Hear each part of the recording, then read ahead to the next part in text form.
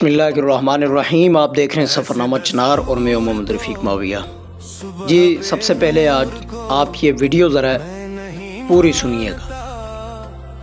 तो ये वीडियो ज़रा आप सुने, उसके बाद इंशाल्लाह फिर इस पे बात करेंगे। अस्पताल जाता है सियासतदान साहब, तो कभी आपने अपने बेटे का हाथ पकड़कर उसे सरकारी स्कूल के दरवाजे पर छोड़ा, जहाँ ना उस्ताद है ना क्लास, बस मिट्टी है, पसीना है और गुर्बत की बू।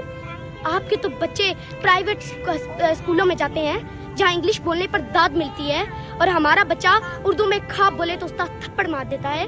उनके स्कूलों में हर मजमून का अलग उस्ताद है, हमारे स्कूल में एक ही उस्ताद रियाजी, उर्दू, इस्लाम में सब पढ़ाता है, और वो भी मोबाइलों में मसरूफ होता है। जज साहब, आप हर रोज इंसाफ की कुर्सी पर बैठते हैं, लेकिन इंसाफ वहाँ मर जाता है जहाँ एक बच्चा फीस न दे सके और दूसरा बच्चा लाखों की फीस देकर A+ ले आए।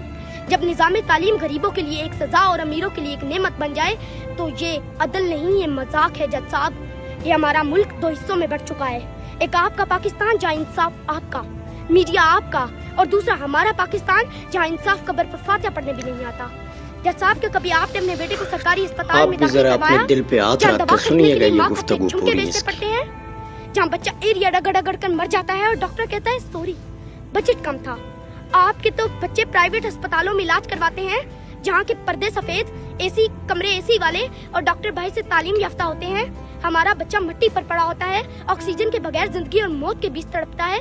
जज साहब, हमारी माओं की सिसकियाँ, हमारे बाप का कर्ज और हमारे बच्चों के जलते ख्वाब कब आपके जमीर को झिझोड़ेंगे?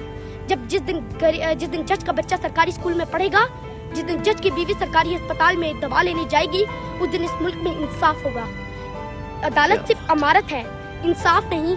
इंसाफ सिर्फ ताकतवर की ढाल है, अवाम की लाशों पर लिखी हुई तहरीर नहीं।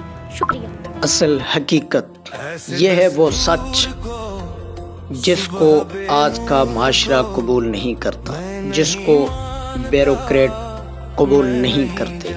ये है वो सच जिसे हमारे जज साहिबान नहीं सुनना चाहते। ये है वो सच जिसे हमारे DC साहिबान नहीं सुनना चाहते। ये है वो सच जिसे हमारे थाने का एक SHO नहीं सुनना चाहता।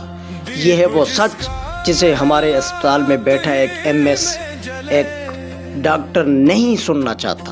ये है वो असल सच। जिस वक्त इस सच पे अमल हो गया, यकीन माने आप उस दिन पाकिस्तान में इनकलाब आ जाए।